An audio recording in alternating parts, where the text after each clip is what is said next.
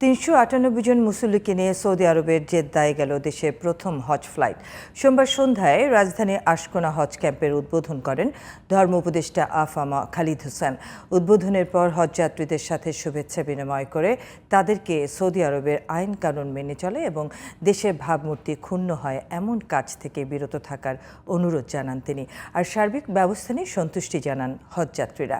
মাহি হাসানের রিপোর্টে বিস্তারিত।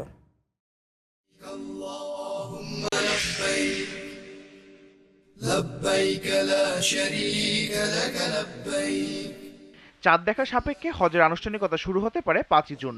এতে সামিল হতে এবছরের প্রথম ফ্লাইটে সৌদি আরব গেলেন ৩৯৮ জন হজযাত্রী। সোমবার দিবাগত রাত 2টা 15 বিমানবন্দর থেকে জেদ্দার উদ্দেশ্যে ছেড়ে যায় হজযাত্রী বহনকারী প্রথম ফ্লাইট।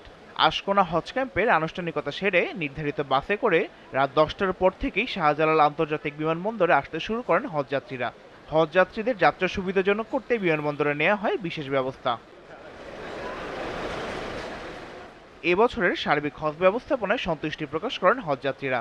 কোনো প্রকার ঝামেলা ছাড়াই সারতে পেরেছেন হজের আনুষ্ঠানিকতা, এমনটাই জানান তারা। আদর আপ্যায়নের সাথে সম্মানজনকভাবে আমাদেরকে যাবতীয় কার্যকলাপ হাজি ক্যাম্প থেকে আমরা পাইছি।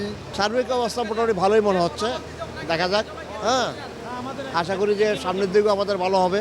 আলহামদুলিল্লাহ খুব সুন্দরভাবে এবার হজ ব্যবস্থা হয়েছে, এই জন্য আলহামদুলিল্লাহ আমরা খুশি। আল্লাহ পাক যাতে আমাদের হজ কবুল করে, এই জন্য আল্লাহ পাকের দরবারে অশেষ দয়া। এর আগে রাজধানীর আশকোনা হজ ক্যাম্পে হজ ফ্লাইটের উদ্বোধন করেন ধর্ম উপদেষ্টা আফম খালিদ হোসেন। হজযাত্রীদের দায়িত্বশীল আচরণ করার অনুরোধ করেন তিনি। বিমান ভাড়া যৌক্তিকভাবে কমানোর জন্য বেসরকারি বিমান পরিবহন ও পর্যটন মন্ত্রণালয় কর্তৃপক্ষের কাছে কৃতজ্ঞতা জ্ঞাপন করি। আগামী দিনে হজ ব্যবস্থাপনায় ইতিবাচক পরিবর্তন আসবে ইনশাআল্লাহ।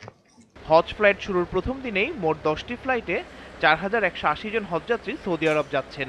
এর মধ্যে 8টি ফ্লাইট সৌদি আরবের জেদ্দায় কিং আব্দুল আজিজ আন্তর্জাতিক বিমানবন্দরে এবং 2টি ফ্লাইট মদিনায় প্রিন্স মোহাম্মদ বিন আব্দুল আজিজ আন্তর্জাতিক বিমানবন্দরে অবতরণ করবে।